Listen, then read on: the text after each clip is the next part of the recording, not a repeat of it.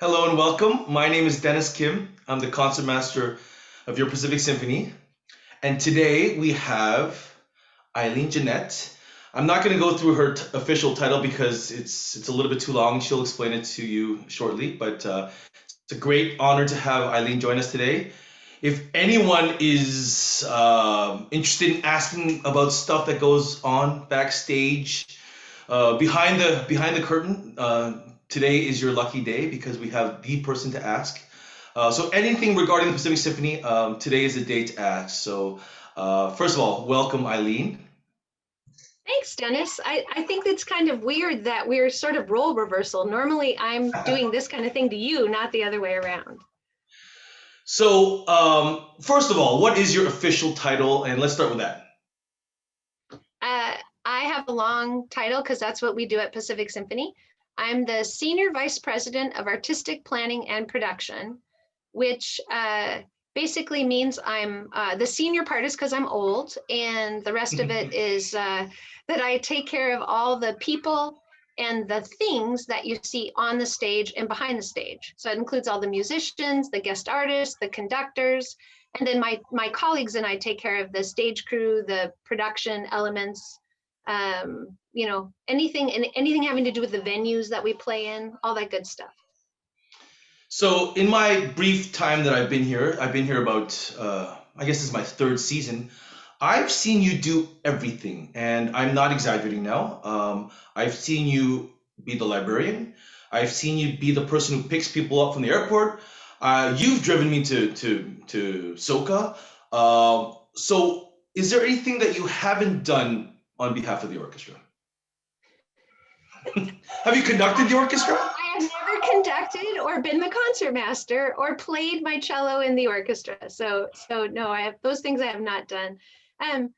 Some of those things I've only done because, we might have been short a staff member or a colleague was ill or that kind of thing. And, our motto in team ops is that we all just pull together and do what needs doing. And so, I know I have the senior vice president role, but if somebody needs coffee, I'll go get them coffee. No problem. No, but that's the thing that I'm amazed with. I've been a part of many organizations. And I haven't met too many Eileen Jeanettes because, yeah, some of those people are the senior vice president, so they have to tell someone to get the coffee. But you're like, wait, someone needs coffee, and you'll just go get it. Or, what, you need a ride to the airport? I'll do it. I remember after Ahsoka, you drove me to the airport, and I was like, isn't there someone else who can do this? But it's very impressive and a little bit scary that you have so many responsibilities. First of all, how long have you been with the Pacific Symphony? I have been with the Pacific Symphony for about a little more than 15 years. And during this time, first of all, where did you come from? Are you from California originally? No, I was born and raised in Duluth, Minnesota, and I was a cellist in my former life, and I came here directly from Tucson, Arizona, where I was working for the Tucson Symphony for several years before I came here.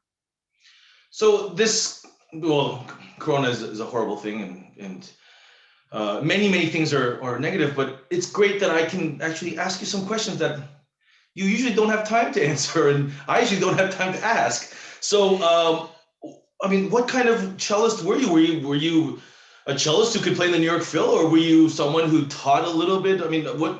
Explain Eileen Jeanette, the cellist. Eileen Jeanette, the cellist. I started playing the cello when I was 12 years old. I started a little late, but it was like the perfect timing in Duluth, Minnesota. And I'm a public school kid, so I played in the public school system and played in the Duluth Superior Symphony Youth Orchestra. And I went to I went to Northwestern University to start with, and then I graduated from the Wheaton College Conservatory of Music on the other side of Chicago in Wheaton. And then I went back to Duluth for a little while, and then I got my master's degree in cello performance at the Boston Conservatory of Music. And then I made my living primarily as a cellist. I was a freelance musician in several areas around the country. At that time, I was married to a conductor, and so we kind of moved around quite a bit. But I was a college professor. I taught at 4 different universities My in my gosh. time. I was a freelance musician, so I played in many regional orchestras. But my passion in playing was being a chamber musician, a chamber cellist. So I played as a part of the resident ensemble at the Kirkland Trio at Millikan University in Decatur, Illinois, for Wow. several years. So that's it. Not New York Phil, not concerto soloist, but I'd like to think, a really top-notch string quartet. That would be my jam. Wow. I mean, see, first of all, I had no idea. I knew you were a musician. I knew you played cello, but who knew? And now I know. Our pops conductor, Richard Kaufman, asks, how does that help you in your current role? Being a musician, being a cellist, being a professional cellist.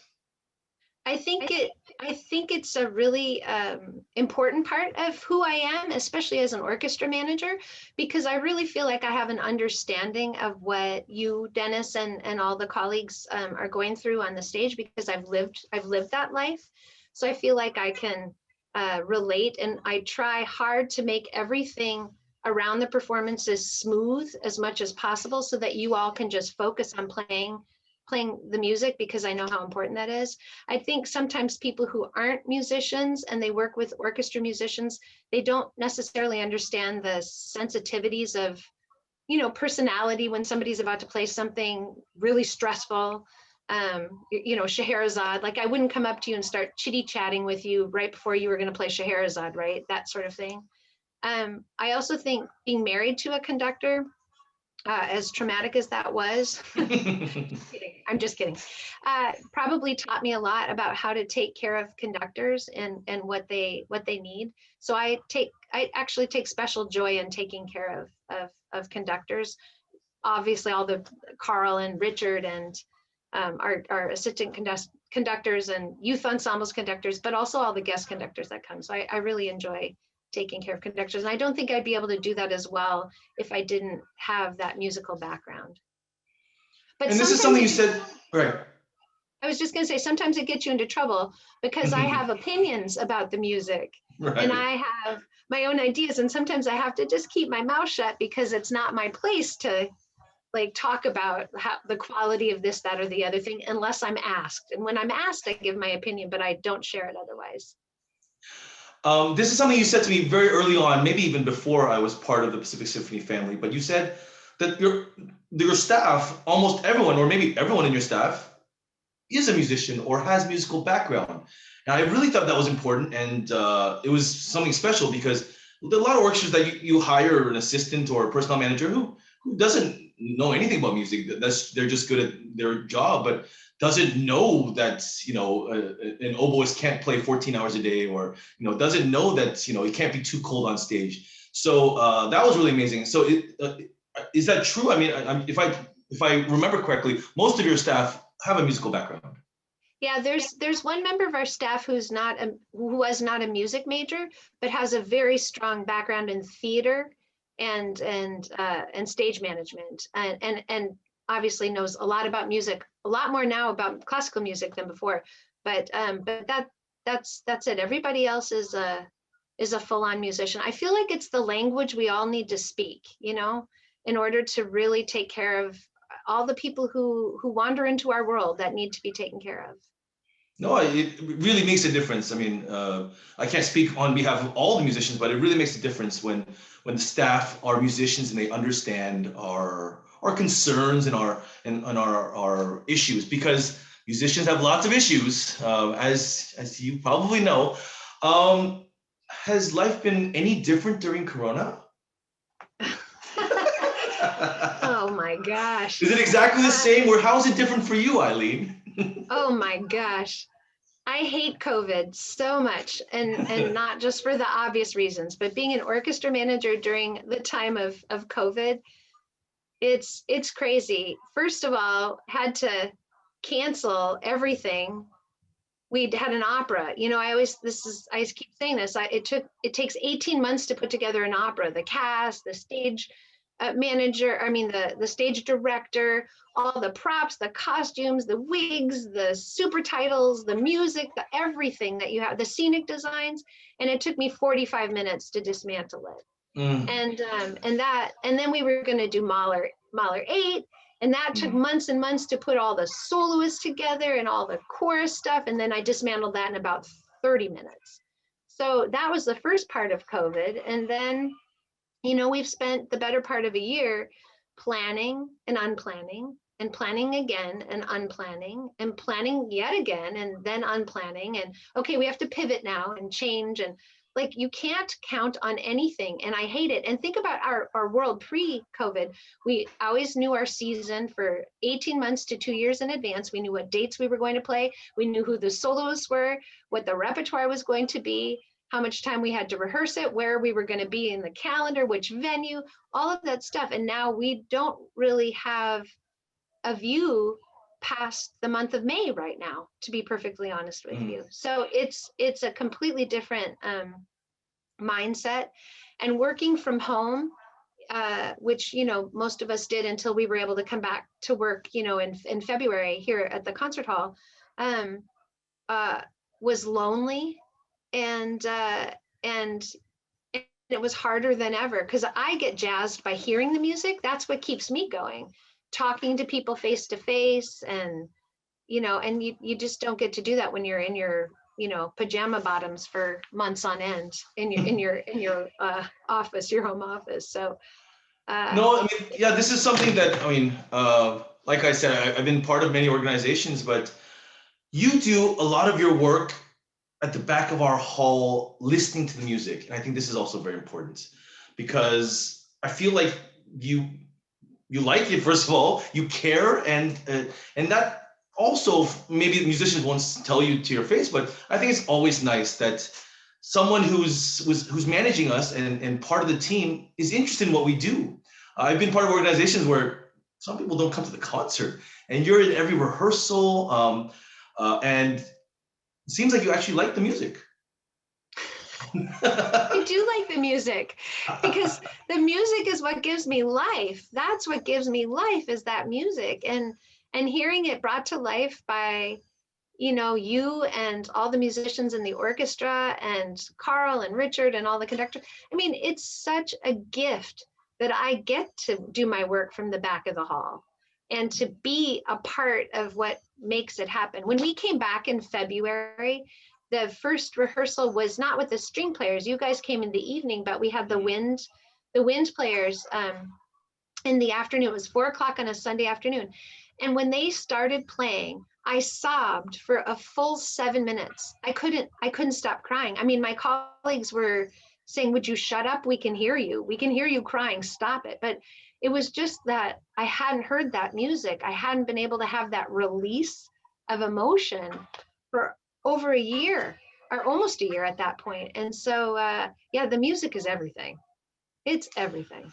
No, it's yeah, it's I remember the first rehearsal, and it was emotional, but the fact that we couldn't hug and get close, I mean, that was annoying. But yeah, similar for all the musicians, of course.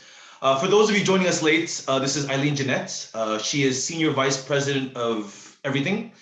If you have any questions, please use the chat or the Q&A, and any question that you have about how things run behind the scenes, this is the lady to ask. And if it's appropriate, I think we'll try to get to every question.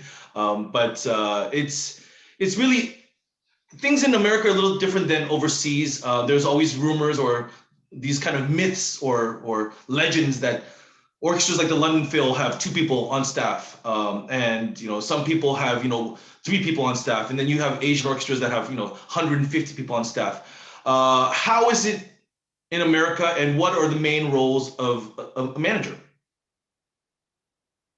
Well, I can speak mostly about the operations team, I would say, that takes care of the musicians. And on our team here at Pacific Symphony, currently we have, we're sort of 2 divisions in the operations team. There's the take care of the professional orchestra team. And then there's the team that takes care of the Pacific Symphony youth ensembles. And they're both under the umbrella of the artistic wing. And we've got myself, we've got a personnel manager, Craig Hahn, who takes care of the musicians primarily. That is his real and full-time gig. Allison Spaeth, who is our new librarian, she's amazing and takes care of all the music, and that in and of itself is a huge role.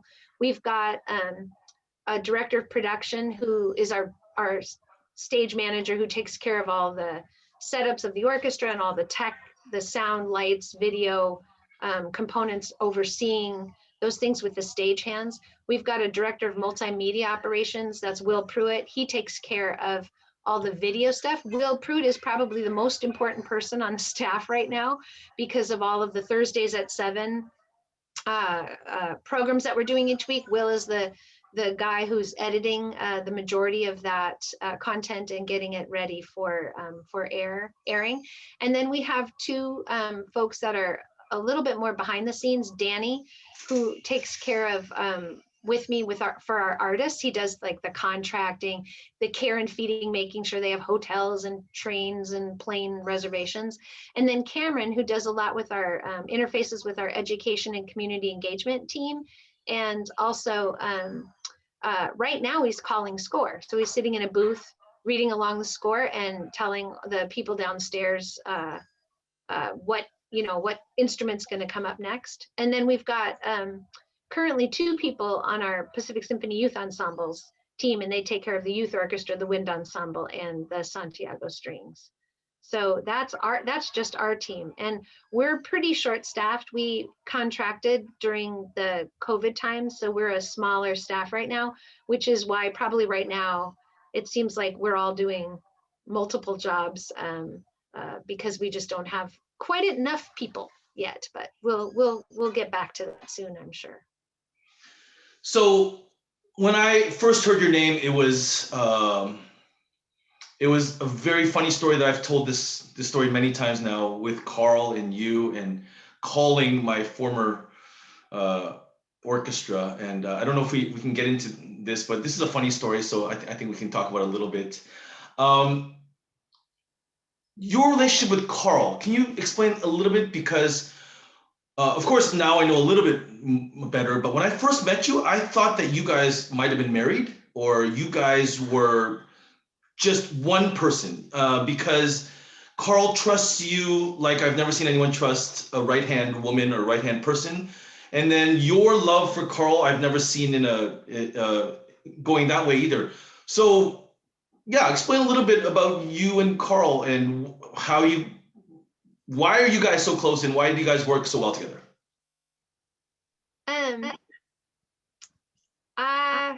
I am very lucky to have Carl St.Clair as our music director.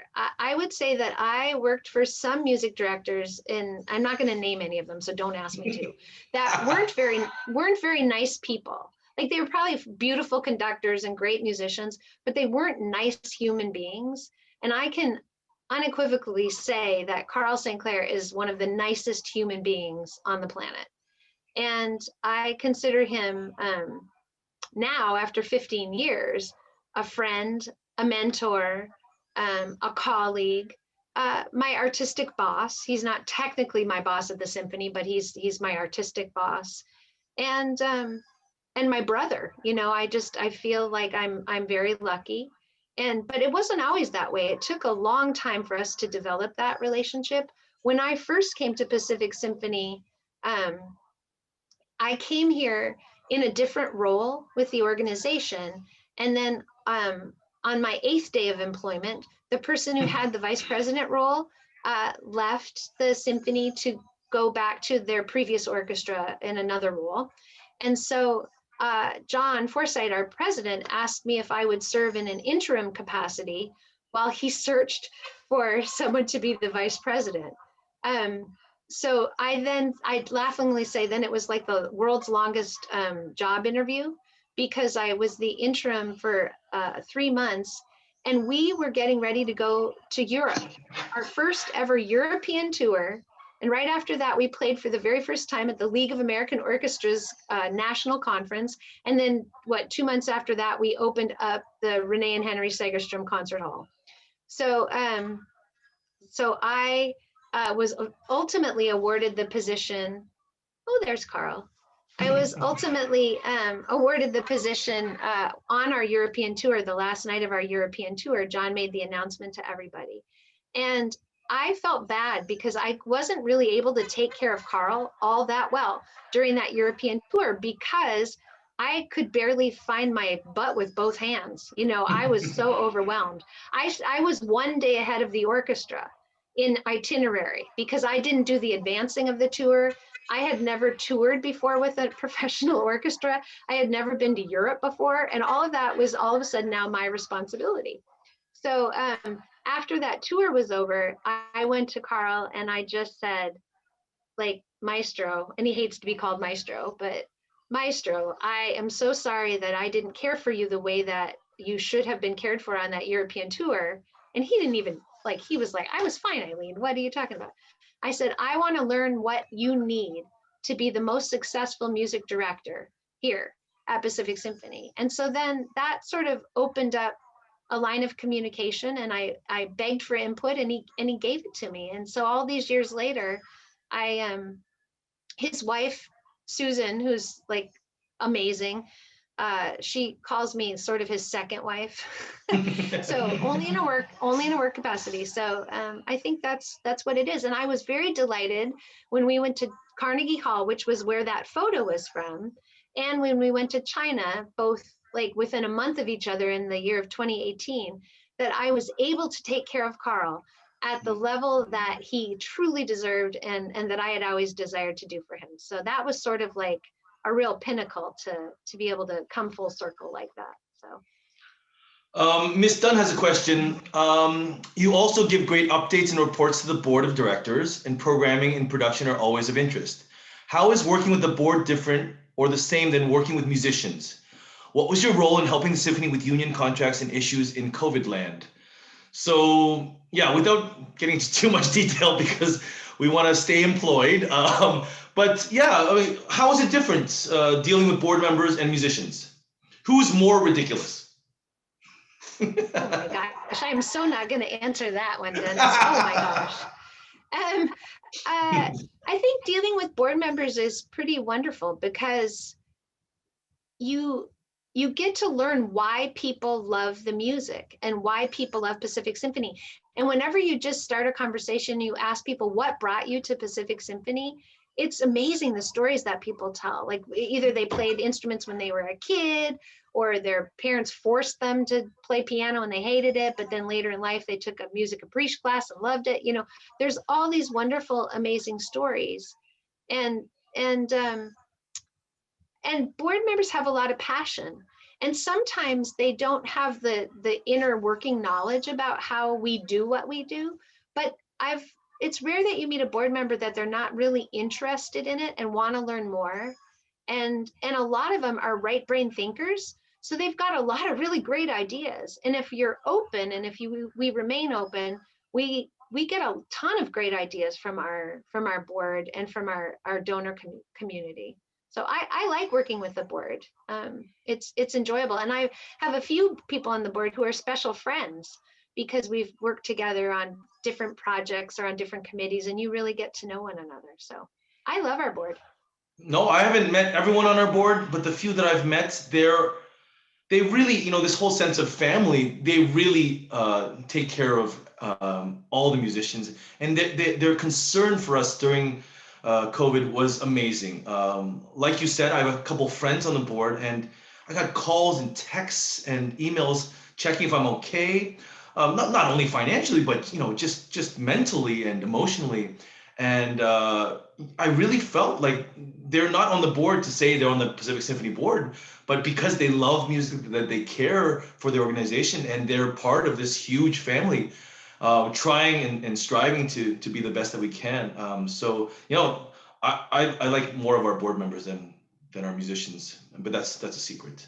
I mean, I like most of our musicians, but I like all of our board members. Eileen Cirillo has a question. I hope I'll just read it. How about that? Can you explain a little about how the concert hall is tuned? I know you were trained by Russell Johnson and Damien Doria from Artec. I'm a center docent, and we have learned a lot about how the hall is tuned to various configurations. Please give us a little more information about tuning the hall. Does that mean the acoustics? Can you tune the hall in that way? Yeah, so one of the things that I do here in Orange County and for the Renee and Henry Segers from Concert Hall is that I am the tone meister for Oh, wow. the concert. Yeah, and Who knew?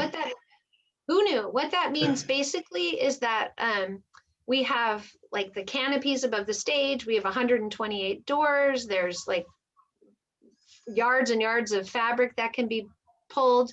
There's the 4 reverberation chambers that surround the concert hall. All of these things are can be moved and adjusted depending on what is happening on the stage. So when the orchestra is playing, I'm going to talk non-COVID times now, because right now it's set a little wonky just because we're doing so much recording. So it's not set like it would be for a concert. So if it's say it's a chamber orchestra on the stage, a small orchestra, we'd probably have the doors, midway open, not too much fabric in the room, the canopies fairly close to the musicians so that it pushes the sound down and you all can hear each other really well. If we have an organist play by themselves, the canopies are all the way up to the ceiling. We open the doors all wide. There's not an ounce of fabric anywhere in the place so that we can maximize the reverberation in the space. So every sort of configuration, a solo pianist or singers or the whole chorale or a visiting orchestra. So I set the room for all of the performances that happen in the hall, the classical performances. When it gets to be amplified, except for Pacific Symphony, they mostly just put all the fabric in and turn on the speakers and call it a day. But for all of those visiting orchestras, like I've had Mr. Gergiev call me on the phone. He was here and say, Eileen, I need, whatever. And I knew him because Pacific Symphony worked with the Kirov Orchestra many, many years ago, now the Mariinsky Orchestra. And so I'll get calls from guest artists. I look at the repertoire that they're playing and figure out how many musicians are on the stage, what the elements of the evening are, and then I send recommended settings to the concert hall stage crew, and they dial it all in a machine that lives backstage, and then we go for it. And it was a very, how they say be in the right place at the right time. That's what happened with the Tonmeister gig. Mr. Johnson was kind of a quirky old guy and such a brilliant man and developed such brilliant acoustics here. But he was walking around and I started thinking to myself, who's paying attention to what is going to happen when Mr. Johnson and Mr. Doria leave? Who's paying attention? And then I started to chat up Russell Johnson, and lucky for me, he was sweet and he liked me. And so he started sharing what, if you do this, that means this. If you do this, it means this. And then Damien Doria did some of the same with me. And then they recommended to the center that they asked me to become the tonmeister for the concert hall when they left after everything was done with the construction. So that's my community service. I do not get paid for that role. It's my give back to the artistic community in Orange County. So, and it's fun. It's amazing. Yeah. How come that's not on your title? I would put that on my titles. My gosh. Well, because I do it for the symphony, but I have one little line credit in the program books at the center. It's like on the last page. It says Eileen Jeanette, Concert Hall Tonmeister, and that's it. So you don't sabotage visiting orchestras to make them sound bad or small or out of tune, nothing like that? No, I try not to do that. That's not really a team player there, Eileen. I don't know if I agree with that. I mean, yeah, LA sounded really small. I mean, it sounded like a school band. So, I mean, think about doing that in the future. Try to be a team player, Eileen. Gosh. Yeah. So, I don't know if you want to answer this honestly, but how much input do you have in the choice of soloists? Asks Miss Fiona Parker. Okay, so I actually have quite a bit of say in the soloists that we hire for the symphony. That's my role as, artistic administrator for the orchestra. Obviously Carl has the full say and the final say, and he's our programming guru for all things classical music. And but he's been very kind to me and allowed me to make lots of suggestions through the years, as do members of the orchestra, as does John Forsythe, our president. And I'm connected with the managers of all, like the majority of the guest artists around the world. And so they often pitch guest artists, and they sort of know the profile of Pacific Symphony and what kind of artists we find interesting and engaging. So we always like to hire somebody who's got a story, not just that they have to be a fabulous musician, but they also have to be great communicators. They have to be nice people. Sorry, I don't want any not nice people showing up in our world. And so yeah, it's a fun part of the job to get to know people. You've recommended guest artists. You've told us about several people we've brought. So. Indeed. And I have several more. So whenever you need someone, please let me know. And this is a question that I've had with colleagues and friends and teachers. And I'm going to ask you, is it important to be a good person to be a good musician? Conductor, violinist, blah, blah, blah. Well, I would say yes, it does. I mean, if you never opened your mouth and you only showed up and played your fiddle and that was it, and you were fantastic and you never had to interact with anybody ever, then it wouldn't matter. But that's not how the world is, right? We're all interconnected. We all rely on each other. We all support one another. And so yes, it feels very strong to me that you have to be a good person to be the best kind of musician. I would put it that way. Right, because yeah, I know a lot of amazing conductors who are not nice people that you don't want to have dinner with. And then vice versa, I know a lot of really bad conductors who are sweethearts and the greatest people to hang out with, but like, wow, they're just not that good at conducting. So to find someone who's nice and also a good conductor, I think that's the trick and the secret. And those are the ones who are making the big bucks, I think, and who are so in demand, because there's lots of both sides, I think, and especially now in this day with social media and having, especially in Pacific, talking to the audience, sometimes even on stage, pre-concert talk, sometimes all these things. I think it's really important now, and yeah, and then to be invited back by someone like you, I think in this day and age you have to be kind of nice. You can't just be really good at what you do anymore. Yeah, and when I say nice, I don't mean, so I'm from Minnesota, right? So you've heard the Minnesota nice, but and I'm not just talking about shallow nice. I don't care if somebody is like chitty chatty but somebody who's authentic, I guess is more what it is. And you don't have to be like in a fake good mood all the time. If I ask you how you are, I actually do want to know how you are. And so I don't expect people to just come here and like kind of, kiss our backsides or whatever so that they get re-engaged. I can see through that in about 2 seconds, and that's no good either. I just mean people who are serious about their craft, but they're decent human beings. They do their job with integrity, and those are the people we really want to have here.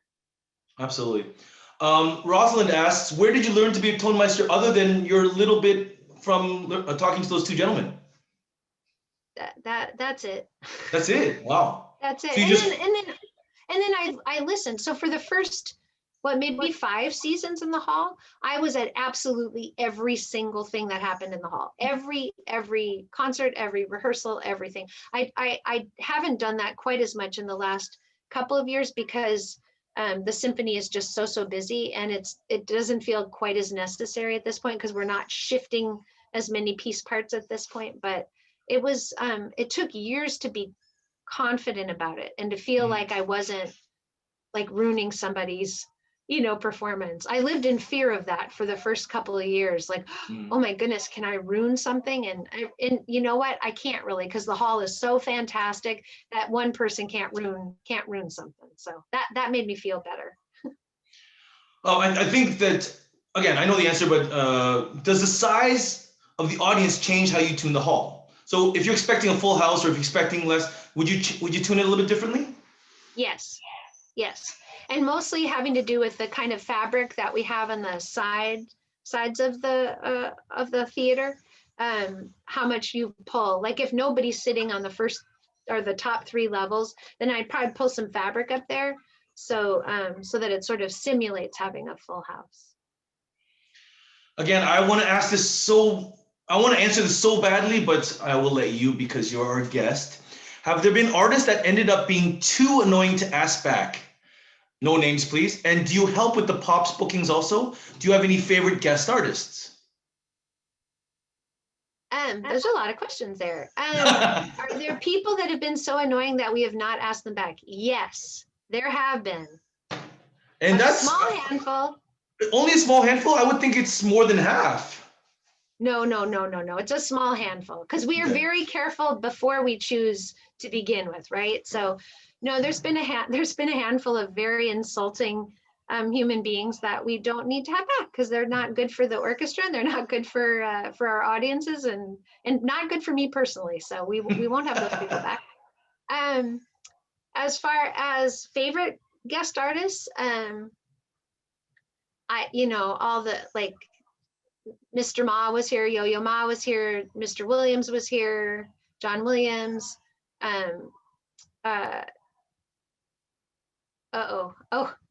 This is okay. The time for just a brief story. This picture is me actually playing Mr. Ma's cello, and I'm not kidding. He came to play with us several years ago, and I picked him up at the airport because I'm a cellist, right? I shoved everyone away from him. I'm like, he's mine. I'm taking care of him. And when I picked him up, we started talking, and I told him that I was a cellist in a former life, and he goes, "What do you mean a former life?" And then he yelled at me that I hadn't practiced. So then the next day, there was a rehearsal, his dress rehearsal with the orchestra, and then he had to do a video interview in the front of the hall. And he handed me the cello, and he said, "Go in my room for the next half an hour. I'm busy and I want you to practice." So there I was in the dressing room with Yo-Yo Ma's cello for like a half an hour. It was pretty crazy. And I tried not to panic. And I had his manager. The manager took the picture and then she left the room. And then I thought, oh my God, can I even play a C major scale at this point? And then I just calmed down and I thought, let's be present in the moment because what the heck, you're never going to get this chance again. And then I played some of the Bach solo suites, some of the movements that I could remember. And it was truly a highlight of my life. Pretty awesome, Yeah, and for those that I believe that's Jacqueline Dupre's Strad, is it not? It is. That is Jacqueline. And that was the other thing that was so amazing because I knew she had recorded the Elgar Concerto, and she is my favorite cellist of all times. And that piece is so amazing. And there I was able to play that cello. Pretty amazing. No, it's an amazing picture, and I would have that as my cover for Facebook. It looks amazing. Yeah, I think I did for quite a while, but you got to move on. And do you also hire the pops and pop artists, or is that another field? No, I do hire the guest artists for the pop series as well. Wow. That is a collaboration with Richard Kaufman and our marketing colleagues and John Forsythe. Carl has very little say as to who gets hired in the pop series. Sure. He would mostly say, "Who's that? Who's that? Who's that?" But yeah. And that's a completely different kind of hiring of a guest artist. Like sure. That's crazy making because those pops people have these big old thick riders where they want all kinds of crazy stuff. Like I won't name the artist, but wanted 15 different kinds of cereal and then proceeded to only eat one kind of cereal. And then we've had guest artists who demand like weight bench and workout stuff and chicken wings at a particular time in the evening and after a performance And I mean, it's crazy making what we do to make our pops artists feel comfortable and happy here. I had a friend in Hong Kong who is obviously quite successful and wealthy, and he wanted to invite, again, I'm not going to say any names, he wanted to invite a famous person to sing at his wedding. And I saw that contract, and eventually he didn't hire this person, but they wanted to fly out not only him and his band, but he had like an entourage. They needed to have all their own rooms at the peninsula in Hong Kong, and then they all had to have an Xbox backstage, not in their rooms. They had to have one in their room and backstage. And I think that was the last straw. They're like, if you can't bring the Xbox from your room down to backstage, we can't hire you. But I can only imagine some of these, but they deserve it. They're famous and they sell tickets and they make the big bucks. Okay, but can I just say, these people who ask for these kinds of crazy things, and then Mr. Ma, his writer said, I need like 3 bottles of water and a clean towel. And that's it. So you tell me who's more famous and who's like, ay.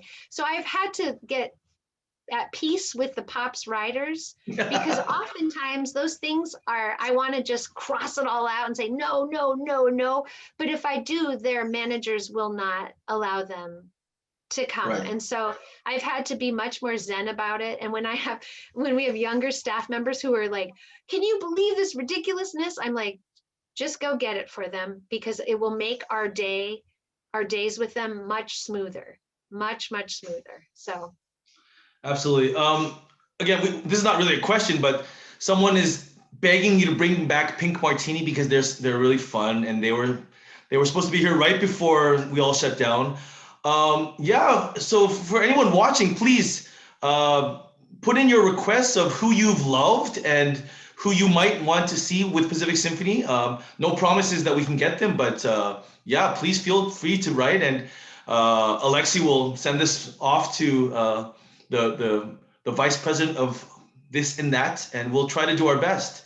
How do you balance the entire artistic repertoire choices and guest artists when working with Carl and guest conductors to serve the needs of the community and orchestra? Well, that's a tough one. Yeah, that is a tough one. So Carl has the I don't mean this in a power trippy way. I don't mean this at all, but Carl has like the final say of what all the guest conductors do when they're with the orchestra. But he's very open to learning from guest conductors, repertoire. Like, Dennis, like conductors have party pieces where like this conductor does this piece better than anybody on the planet. And so when they come to your orchestra, you want them to do that piece, even if it doesn't necessarily fit into the programming profile for the community, you still want them to do that piece because it's such a special kind of an event to have them show their hand at what they love so much. So there's a lot of those kinds of discussions that happen. We try very hard to make sure that each program has something familiar on it for our audiences so that they want to buy the tickets. And then we try to surprise and delight them with something maybe a little unfamiliar that they don't know as well. And we try to balance new music, new commissions with tried and true repertoire. So it's like 1,000-piece puzzle is what it all is. And each of the pieces has to be put in its right place. And then when they finally all get there, voila, you have a season. And it takes a lot of moving around and trying to fit those pieces in all the different places before it works out. No, exactly. And especially pre-COVID and post-COVID, that seems like a fun job. But with COVID, it seems like a really not fun job, because after all that work, things get canceled in 10 minutes, and and someone has to quarantine, and it's just so many things that we need to think about. And hopefully this will be done very soon. So what are your plans and hopes for post-Corona Pacific Symphony? I'll answer that, but I just want to say one thing about repertoire during COVID and programming during COVID. It's actually been very freeing for Carl to think through repertoire. Okay, that sounds like it's an oxymoron, because okay, if there's a list of restrictions this long, it can't have more than this number of wind players, can't have this number of musicians on stage, they have to be this many feet apart, and the plexiglass and the puppy pads and the this and the that and the other thing. But then once you absorb all of those and you come to peace about all of those things, which Carl has, then you are free to program whatever you think the orchestra might like to play. And so you guys have been playing things that we've never programmed before on any of our classical series. So that's kind of a neat, one of those, obnoxious silver linings. I hate that term, but one of the silver linings of COVID is that the orchestra is getting to play repertoire, like the Prokofiev Classical Symphony that we are recording tonight in a couple of hours.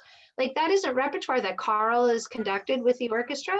And that's repertoire we rarely do, even with a guest conductor. So how amazing is it? And you guys sound wonderful, even given all those crazy things. So my first goal for the orchestra is that hopefully we can get as many people vaccinated as we can, and maybe by doing so can relax some of the really difficult protection things that we've got going on the stage. And then our next goal is to figure out how we can move Pacific Symphony outdoors. The state just gave us guidance for outdoor performances in various configurations. So we're trying to figure out how that works into the planning of the symphony. And our hope is by, the fall that we're not naive enough to think we're going to be back to normal, but maybe we can get back to some sort of closer to normal, where there's more musicians on the stage and an audience indoors, and repertoire and guest artists that are familiar, who don't have to quarantine, for 7 days when they arrive in our town, that kind of thing. The one other thing that I really noticed, and that's different than other orchestras, is that the Pacific Symphony and Carl are so loyal to their friends, their soloists, guest conductors, composers even. And for me, it's amazing, to have Anna Kiko-Myers back, to have, even in my 3 years, I've had certain solos come back. And I love that Carl is loyal because it's hard being a soloist, and it's hard being, because you can play amazing and sell out the hall, and then you don't get called back, and you just wonder, what did I do wrong, or how do I change it? So I'm glad there are people like Carl out there who are loyal and who know when something is good that they should be called back and have another chance to visit their friends, not only on stage with the orchestra, but the friends that they make, the public, they're like, oh my God, that person was amazing. When are they gonna come back? So I love that that you and Carl, bring back a lot of great soloists and guest conductors. Yeah, Carl is loyal. He's a very loyal person, and the people he brings back time and time again are the people who deserve to be brought back time and time again. So, and they do develop relationships, not like you said, not just with the musicians, but with the public, but with our board. Right. We've got all these amazing support groups of the orchestra, and the guest artists often come and they do luncheons, and they speak to these various groups, and the groups get to know people, and they really feel like they've been enveloped into the family, even though they're only here for a week. Right. This is a tricky question, and I know you don't work for the CDC yet, but do you think that proof of vaccination will be required to attend a concert? I don't know, and it would be irresponsible for me to even venture a guess in that, because there's a delicate balance, right? Pacific Symphony is a resident company of the Renee and Henry Segerstrom Concert Hall, but we don't own the concert hall, right? So we work hand in glove with our colleagues at the center to figure things like that out. So we just want everybody to be safe. I can say that. Absolutely. And that's a tricky question and colleagues have been talking about this. will there come a time where the musicians are asked to get vaccinated or they can't play? And these are questions that none of us can answer, but I think enough of us are vaccinated, but I don't think right now that we can insist or force anyone to get vaccinated. No, we can't, because as you know, Dennis, the musicians of Pacific Symphony are members of the American Federation of Musicians, which is the union, the musicians union. And so making a statement like that, you know, musicians, you must get vaccinated. It's called a condition of work, a condition of employment, and we can't just unilaterally tell the musicians they have to do that. I think non-union employers can tell employees that they have to get vaccinated. They can do that, but we're trying to find ways to encourage musicians to get vaccinated as much as possible. I'm trying very hard for us to get to herd immunity on the stage. That's my personal goal. Right. So I'm trying to just make sure if people need help finding vaccinations, that we can, you know, assist in that and all.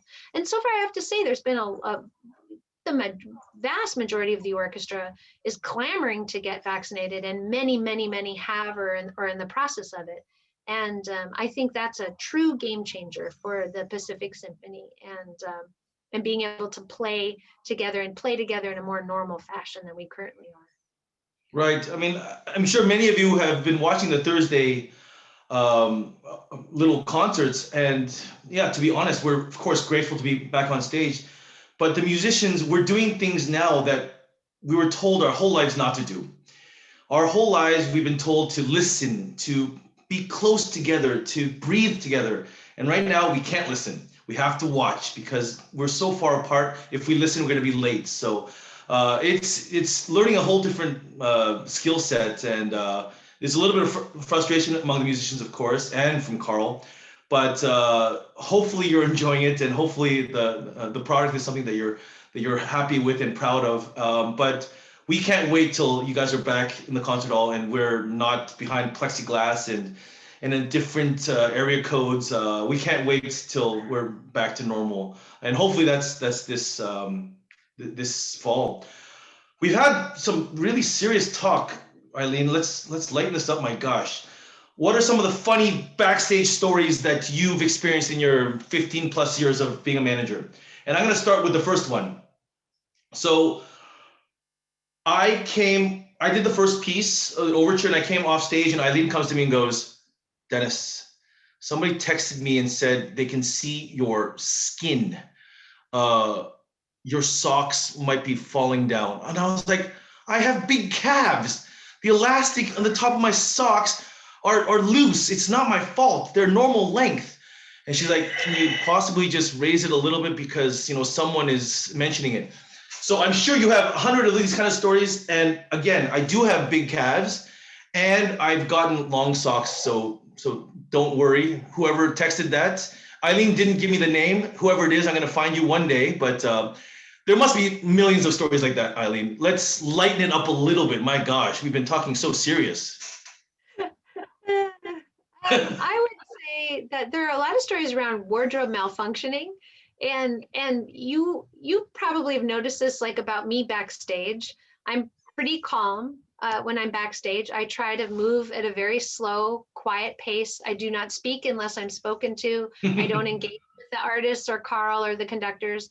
But there have been a lot of funny, like, wardrobe things, like male conductors with their zippers not all the way up, and I'm the one who has to say, Maestro, please zip them. And what I say is Maestro XYZ, and they all know immediately. It doesn't matter what country they're from, they immediately know.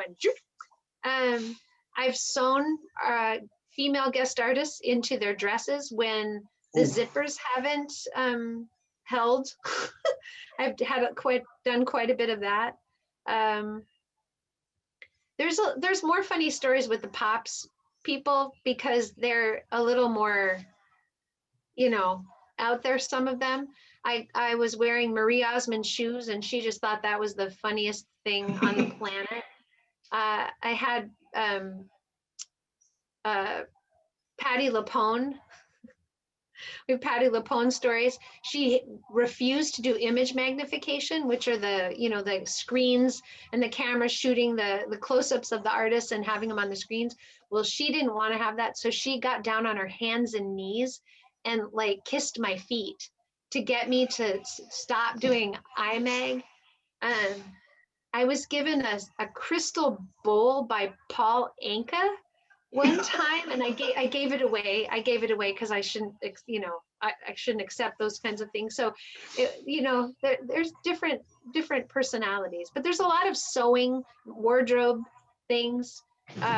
Musicians getting sick. Those aren't light stories. Those are bad stories when you're trying to make sure that they're okay and have what they need. Opera's pretty funny when we produce opera. When you've got a lot of singers, there's a lot of personalities when they come with and a couple of times we've had dogs come with them, and I've had to babysit the dogs or babysit the children, and you know, so Awesome. sometimes it's fun. Sometimes it's a lot of fun. No, I mean it's there was a conductor once, again, no names, and he walks out on stage and his fly is down. The principal second's like, your fly is down. He turns around facing the audience and zips up. And because he didn't want the orchestra to see, I was like, there's more people in the audience. You're not that smart. So no, there must be 1,000 of these stories. Yeah, for me, I don't know if this is top secret, and if we're not allowed to talk about it, you don't have to, but can you describe a little bit of Carl's mood backstage, because he's very, very specific with what he does before concert, and he's superstitious. I'm really superstitious too, but he's so superstitious. Unless this is trade secret, do you want to share a little bit with our audience what he does before? Yeah, I mean, he gets in the zone, you know, which is why I and the other colleagues, we move slowly. Like I said, there's no talking backstage. When somebody new joins the team and they start yakking backstage, I like elbow them and say, stop, you know, and I try to tell people not to speak unless they're spoken to. Carl prays a lot before he goes onto the stage. He's a very religious person. And then we have a very specific ritual. Maestro, the stage is yours. And then he goes and he knocks 3 times on the door, which is a hearkening back to his mentor Leonard Bernstein. And then he goes out and then kills it, man. He memorizes crazy amounts of music, Mahler symphonies, Bruckner symphonies, these pieces, and he knows them cold, and he does not make mistakes, and he does them from memory. Right. And that's why we try to give him that space so he can focus backstage.